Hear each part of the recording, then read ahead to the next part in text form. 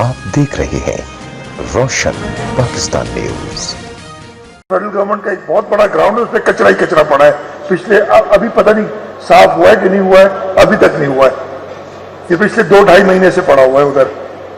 इससे क्या हुआ, वो जो मक्खियों की यलगार, मैं दोबारा मेयर साहब के पास गया, मेहरबानी करें स्प्रे के लिए आपको पैसे मजीद चाहिए, हमने दिए हुए। मैं कहा नहीं जी हम स्प्रे कर रहे हैं। उसको किया, फेडरल मिनिस्टर साहब से मैंने बात की, उन्होंने फिर मुझे कहा कि जी हम उठाएंगे, हम उठा रहे हैं। उन्होंने मुझे शिकायत भी की।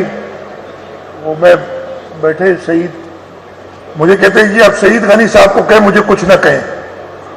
मैंने उन्हें जवाब दिया आप ऐसे काम ही ना करें कि शहीद को कुछ कहना पड़े।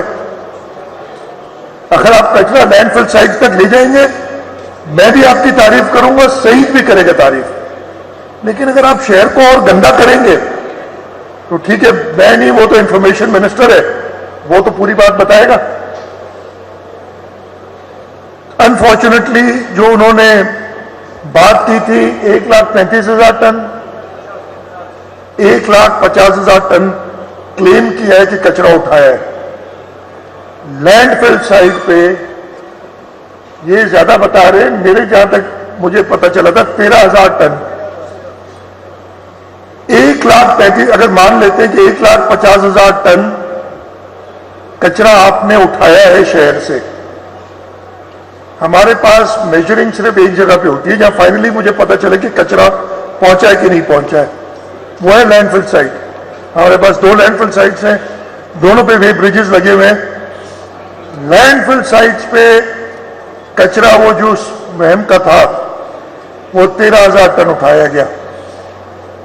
इसका मतलब है कि 1 लाख कितने हो गए, 37,000 टन इस शहर में ही फेंक दिया गया अगर 1.5 लाख उठाया है। हम शिकायत करते हैं तो ये वजह है।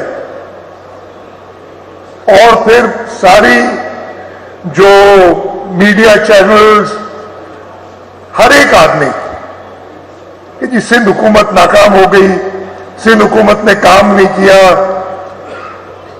मैं बता रहा हूं टू स्टार्ट विथ मेरा काम नहीं था, जिसका काम था उसको हम पैसे दे रहे हैं। ये नहीं कि उनको पैसे नहीं मिल रहे, जो उनके कहते कि जी पैसे नहीं मिल रहे, पैसे तो वही मिलेंगे ना जो बजटेड है।